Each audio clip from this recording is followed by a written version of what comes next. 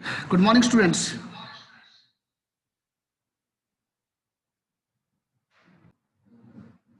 Okay, today we will start our first chapter, that is resource and development.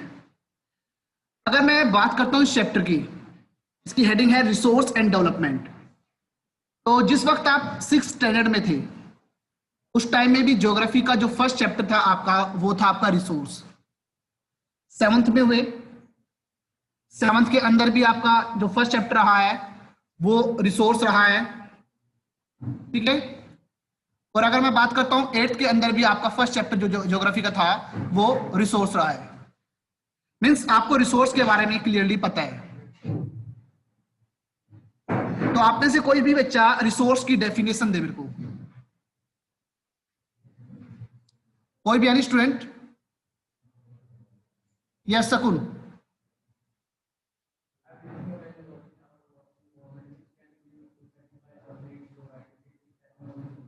Very good. Sit down. Yes. Everything available in our environment, which are used to satisfy our basic need, they are called resources. यही कुछ हमने आज तक पढ़ा है, ठीक है। इसी चैप्टर को आगे हम फर्दर डिस्कस करेंगे। तो सबसे पहले हम देख लेते हैं कि आज के इस चैप्टर में हम कौन कौन से टॉपिक डिस्कस करेंगे।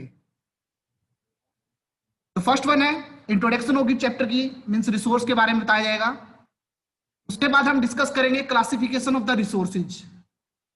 रिसोर्स की जो क्लासिफिकेशन है उसको कितने पार्ट में डिवाइड किया गया है उनके बारे में डिस्कस करेंगे। Then we will discuss about the development of resource. ये पार्ट हम पहले नहीं पढ़ चुके, ये पार्ट हमारे 10th में ही आया है ना, तो उसको डिस्कस करेंगे।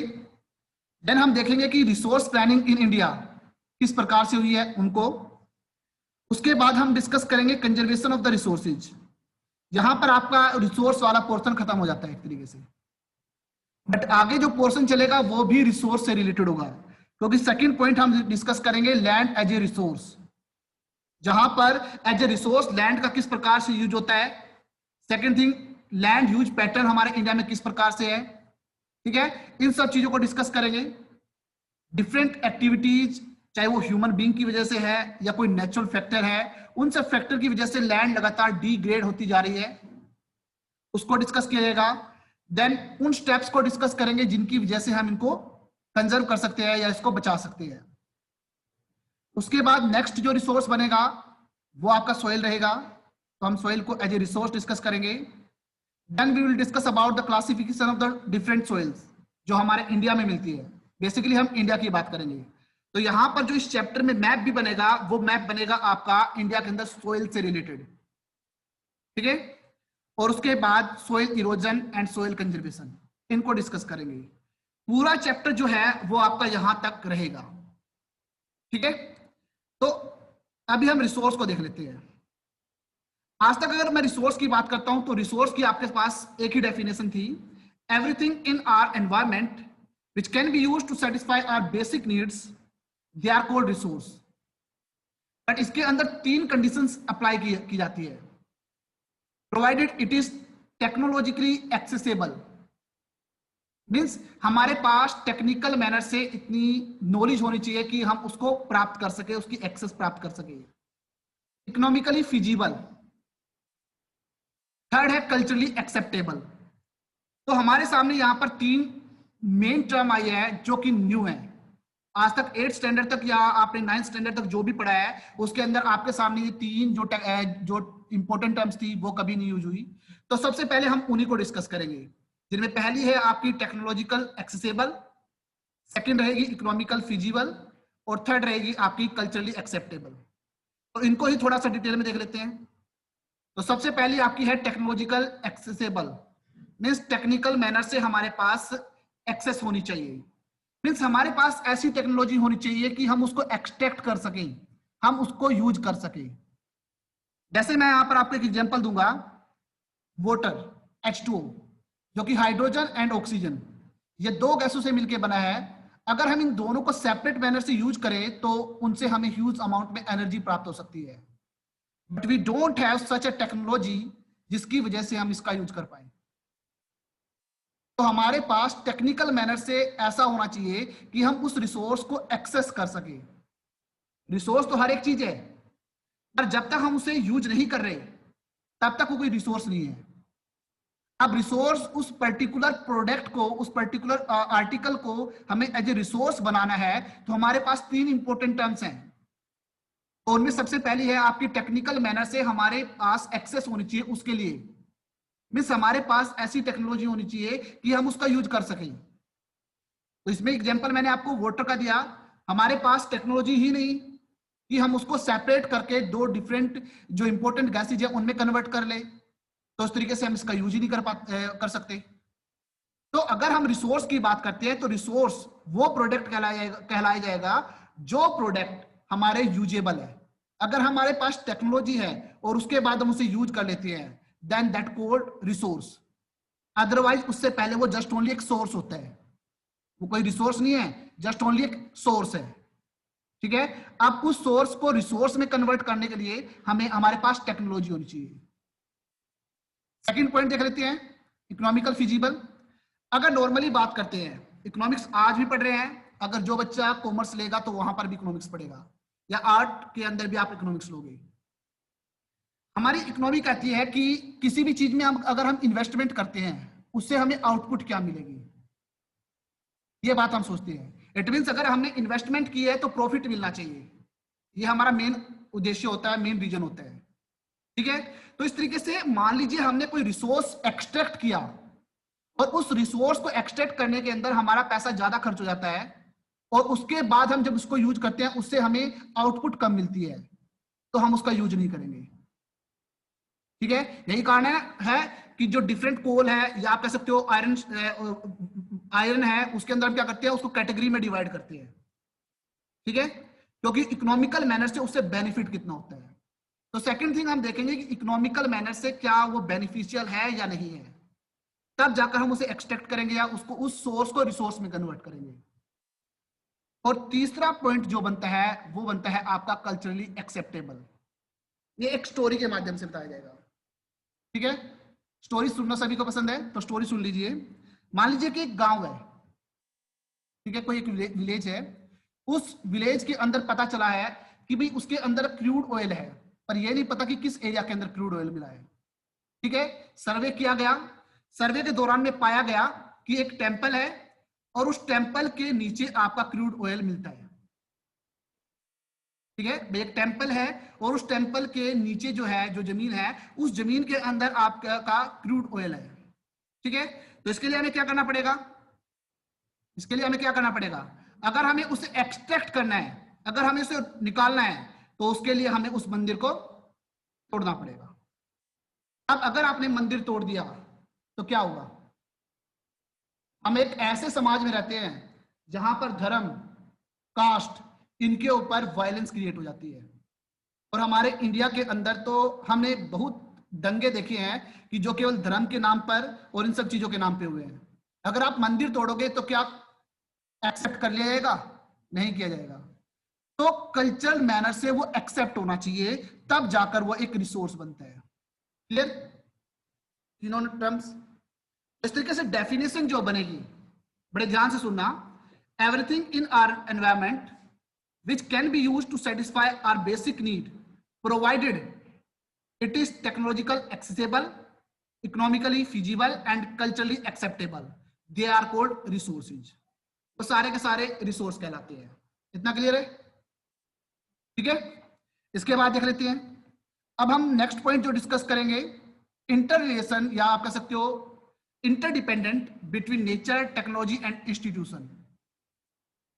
अगर मैं बात करता हूं ह्यूमन रिसोर्स की, कोई भी पर्टिकुलर प्रोडक्ट, मैं यहां पर एग्जांपल लूंगा कोल का, जिस वक्त ह्यूमन बीइंग ने कोल को एज ए एनर्जी रिसोर्स के रूप में यूज नहीं किया, तब तक कोल just only a piece of rock था। तब तक क्या था, केवल एक पीस ऑफ रॉक था, उसके लिए एक मिट्टी का टुकड़ा था, एक चट्टान का टुकड़ा था, उसका कोई वैल्यू नहीं थी। ह्यूमन बीइंग ने क्या किया, उसे एनर्जी रिसोर्स के रूप में यूज करना शुरू कर दिया, तो उसके बाद क्या बन गया, वो एक रिसोर्स बन गया। तो यही कारण है कि ह्यूमन बीइंग इस चीज में महत्वपूर्ण भूमिका निभाता है। इस चीज के लिए वो क्या करता है, इस चीज के लिए ह्यूमन बीइंग इंटरेक्ट करता है फिजिकल एनवायरनमेंट के साथ, उसके बाद वो टेक्नोलॉजी और इंस्टीट्यूशन, इन दो चीजों के माध्यम से, और उसके बाद किसी भी प्रोडक्ट को वैल्यूएबल थिंग्स में कन्वर्ट करता है। तो इस तरीके से ह्यूमन बीइंग क्या हुआ, एक इंपॉर्टेंट कंपोनेंट हुआ, एक एसेंशियल कंपोनेंट हुआ किसी भी रिसोर्स डेवलपमेंट के अंदर। ठीक है, वो हमारे एनवायरमेंट में मिलने वाले जितने भी मटेरियल है, उन मटेरियल को वैल्यूएबल थिंग्स में कन्वर्ट करता है। कन्वर्ट कैसे करता है, टेक्नोलॉजी, इंस्टीट्यूशन, इन दोनों के माध्यम से नेचुरल एनवायरनमेंट के साथ इंटरेक्ट करेगा, और इंटरेक्ट करने के बाद प्रोडक्ट को एनर्जी रिसोर्स या अपने वैल्यूएबल थिंग्स में कन्वर्ट करके अपनी नीड्स को पूरा करेगा। तो इस तरीके से ह्यूमन बीइंग अपने आप में एक महत्वपूर्ण रिसोर्स माना जाता है, या एक बहुत इंपॉर्टेंट कंपोनेंट माना जाता है इस पूरी प्रोसेस के अंदर। क्लियर? ओके, चलो आगे देख लेते हैं क्लासिफिकेशन ऑफ रिसोर्सेज। आज तक आपको अगर मैंने कभी बात की है, या आपको जितनी भी अर्लियर क्लासेज हैं उनके अंदर क्लासिफिकेशन की बात की है, टाइप्स की बात की है, उस वक्त केवल आपको 3 टाइप के रिसोर्स बताए गए हैं।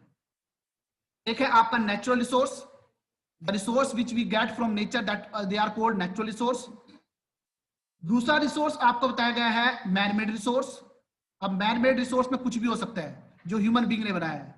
मींस इस टाइम में मेरे पास लैपटॉप है तो ये भी एक मैन मेड रिसोर्स है। आप सबके घर में कोई भी व्हीकल है तो वो भी एक मैन मेड रिसोर्स है। तो कोई भी रिसोर्स जो कि ह्यूमन बीइंग के द्वारा बनाया गया है वो आपका मैन मेड रिसोर्स है। और तीसरा, ह्यूमन बीइंग अपने आप में बहुत बड़ा रिसोर्स है। ठीक है, ये 3 चीज आपको आज तक डिस्कस की गई है, बट 10th के अंदर हम थोड़ा सा डिफरेंट मैनर से इसका क्लासिफिकेशन करेंगे, और ये क्लासिफिकेशन होगा डिफरेंट मैनर से। पहला होगा आपका on the basis of the origin, ये बनेगा आपका बायोटिक और अबायोटिक। ठीक है, आपके सामने यही सीधा डायरेक्ट क्वेश्चन आ सकता है, classify the resources on the base of origin. तो आपको बायोटिक और एबायोटिक के अंदर को डिफाइन करना है, उसके बारे में बताना है। आगे इसके बारे में ब्रॉडली डिस्कस करेंगे। नेक्स्ट होगा आपका on the basis of the exhaustibility, इसके आधार पे हमने रिसोर्स को रिन्यूएबल एंड नॉन रिन्यूएबल में क्लासिफाई किया है। Third one, on the basis of the ownership. अब यहां पर बात चलेगी ओनरशिप के आधार पे। तो ये 4 पार्ट में है। First one individual, second one is community, third one is national, and the fourth one is the international. ठीक है, और जो लास्ट है वो है आपका on the basis of the status of the development, जहां पर इनको आगे 4 पार्ट में डिवाइड किया गया है। First one is potential, second is develop, third is stock, and fourth one is reserve. तो इन्हीं रिसोर्स को, इन्हीं क्लासिफिकेशन को हम थोड़ा डिटेल मैनर में पढ़ेंगे, क्योंकि इनसे रिलेटेड क्वेश्चंस आते हैं। डायरेक्टली आपके पास ये क्वेश्चन आ सकता है क्लासिफाई द रिसोर्सेज, तो आप इतना आंसर लिखोगे। बट क्वेश्चन ये भी आ सकता है कि classify the resources on the basis of the ownership. Last exam में भी आया था, मींस जो आपका अभी 10th स्टैंडर्ड पास आउट हुई है उसके लिए यही क्वेश्चन आया था। ठीक है, तो इस तरीके से इस आधार पे भी आपके सामने क्वेश्चन आ सकता है।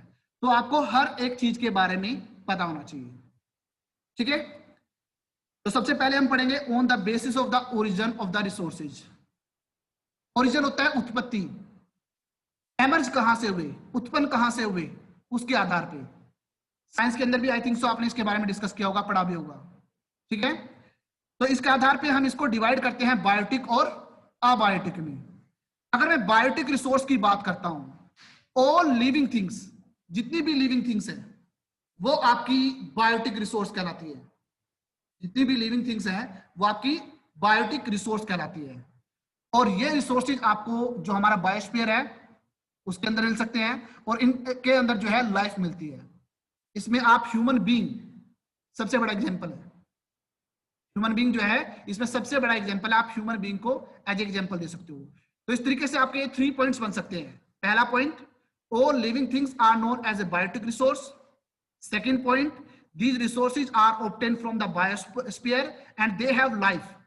और थर्ड में आप इसके एग्जांपल। 3 पॉइंट बन चुके हैं। नेक्स्ट है आपका अबायोटिक। अगर मैं अबायोटिक की बात करता हूं, all non living things they are called abiotic things, जैसे कि वाटर, एयर, रॉक, मेटल, कुछ भी हो सकता है। आपके सामने एक क्वेश्चन डिस्टिंग्विश के मैनर में भी आ सकता है कि distinguish between biotic and abiotic. 3 points इस साइड, 3 पॉइंट्स इस साइड, आपका पूरा क्वेश्चन तैयार। ठीक है, किसी को कोई दिक्कत? ओके, नेक्स्ट देखते हैं on the basis of the exhaustibility of the resource. Means exhaust होने के आधार पे, खत्म होने के आधार पे, ठीक है, उस आधार पे हम डिवाइड करेंगे। तो अगर मैं एग्जॉस्टिबिलिटी के आधार पे बात करता हूं तो these resources are classified into two part. The first one is the renewable and the second one is the non renewable. Renewable it means which can be renewed and regenerate, reproduce again and again.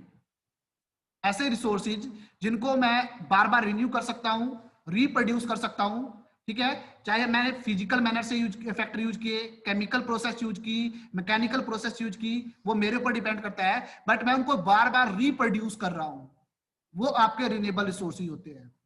They are in unlimited quantity एक तरीके से। Second आपका non renewable renewable resource को आगे हम classify करते हैं continuous and flow में। रिन्यूएबल जो रिसोर्स है उनको आगे हम कॉन्टिन्यूअस या फ्लो में कन्वर्ट की बात करते हैं। अब यहां पर देख लेते हैं कॉन्टिन्यूअस एंड फ्लो क्या होता है। This will be a new thing for you, क्योंकि ये आपकी एनसीईआरटी बुक में भी नहीं है। Many resources are रिप्लेनिशेबल, which means these resources are recycled within the environment by the natural process and their quantity remain constant। वो आपका continuous या flow process होती है। जैसे कि ऑक्सीजन या वाटर साइकिल होता है। अगर मैं वाटर साइकिल की बात करता हूं, पानी अर्थ सरफेस पे है, इवेपोरेट होकर ऊपर गया, वहां पर से वापस रेनफॉल के रूप में हमारे अर्थ के ऊपर आया, तो एक वाटर साइकिल लगातार चलता रहता है। तो ऐसे रिसोर्स आपके जो है वो कंटीन्यूअस एंड फ्लो रिसोर्स में होते हैं और वो आपके रिन्यूएबल रिसोर्स के ही पार्ट होते हैं, ठीक है। नेक्स्ट बनता है आपका नॉन रिन्यूएबल रिसोर्सेज। ये वो रिसोर्सेज है जिनको बार बार रीजनरेट या रिन्यूड या रिप्रोड्यूस नहीं कर सकते, ठीक है। इसमें एग्जांपल आपके ले सकते हैं, जितने भी फॉसिल फ्यूल्स हैं वो सब इसमें आते हैं।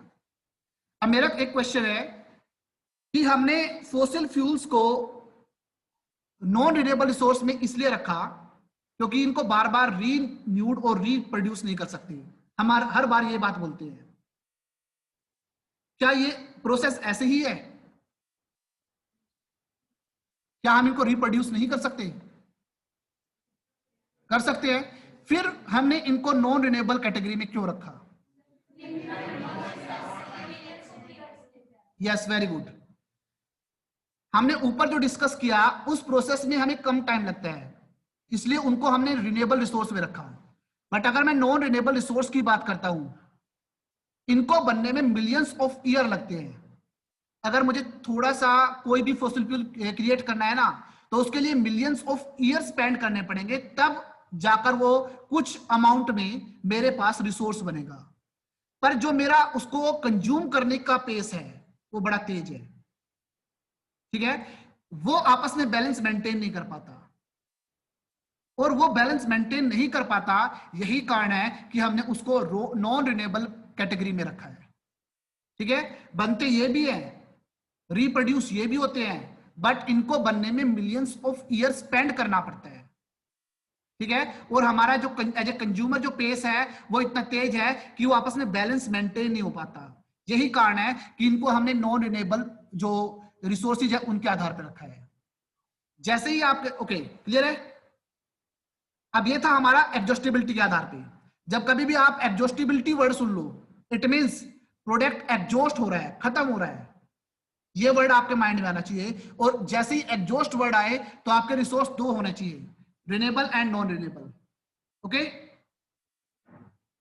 Now metals like gold, silver and copper, iron, ये सारे के सारे जो है, ये अगर मैं बात करता हूं ये रिसाइकेबल रिसाइकल किया जा सकता है, ठीक है, बट इनकी रिसाइकल करने में हमें काफी टाइम लगता है, इस वजह से हमने इनको इस कैटेगरी में रखा है।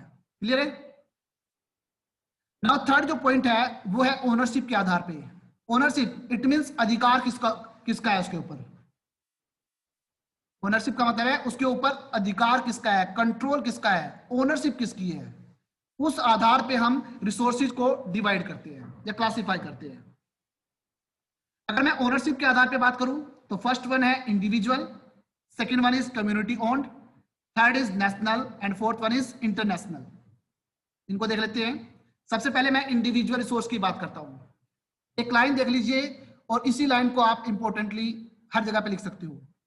Resources which are owned and control by an individual और you can say group of individual privately, they are called individual resource. जैसे कि आप सबके पास अपना खुद का एक मकान है, तो वो आपका एक इंडिविजुअल रिसोर्स है, ठीक है।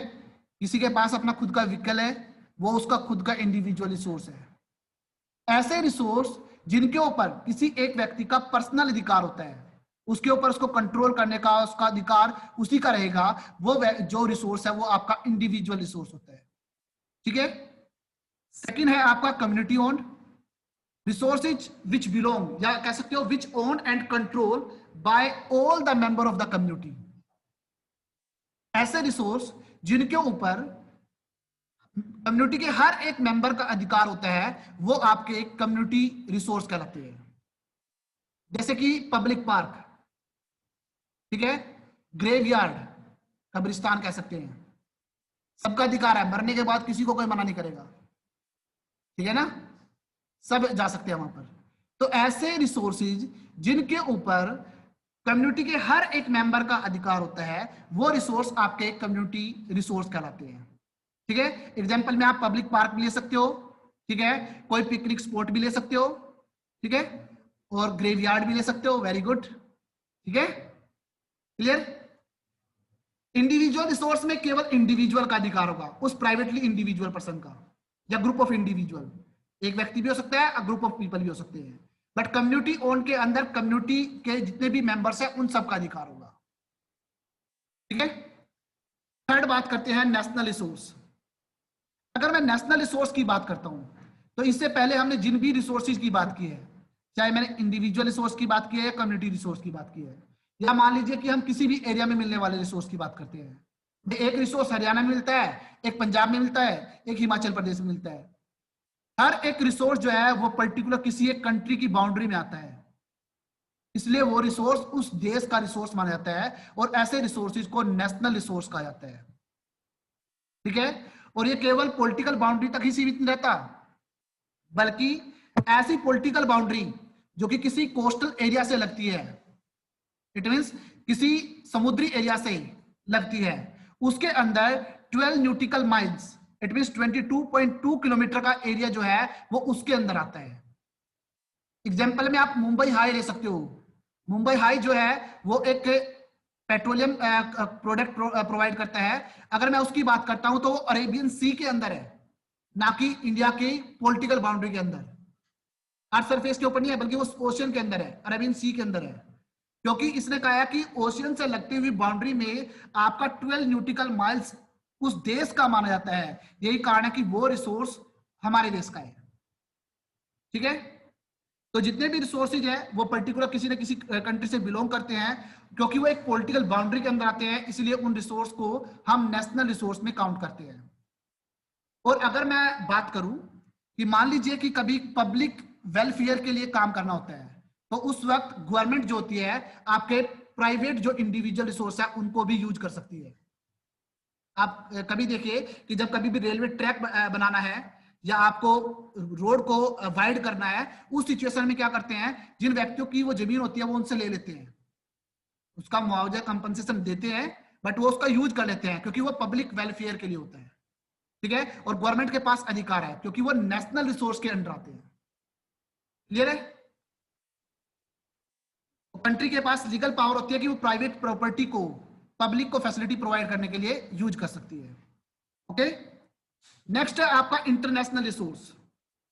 ऐसे रिसोर्सेज जो कि किसी भी कंट्री की पॉलिटिकल बाउंड्री के अंडर नहीं आते, ठीक है।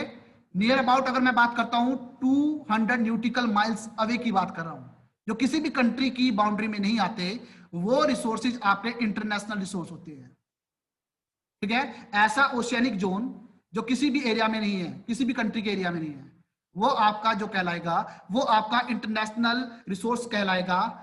और ऐसे रिसोर्स को ध्यान रखने, आप कह सकते हो कंट्रोल जो करते हैं वो करती है जितनी भी हमारी इंटरनेशनल ऑर्गेनाइजेशन होती है वो सब, ठीक है। जैसे कि WTO, वर्ल्ड ट्रेड ऑर्गेनाइजेशन, ठीक है। तो इस तरीके से ओनरशिप का मतलब है कि किसका अधिकार है, किसका कंट्रोल है। जैसे ही आपके सामने ये वर्ड आ जाए तो आपको सबसे पहले याद आना चाहिए कि इंडिविजुअल ओन्ड, सेकंड है कम्युनिटी, थर्ड है नेशनल और फोर्थ वन है इंटरनेशनल। ओके, अब बात आती है फोर्थ, वो है आपका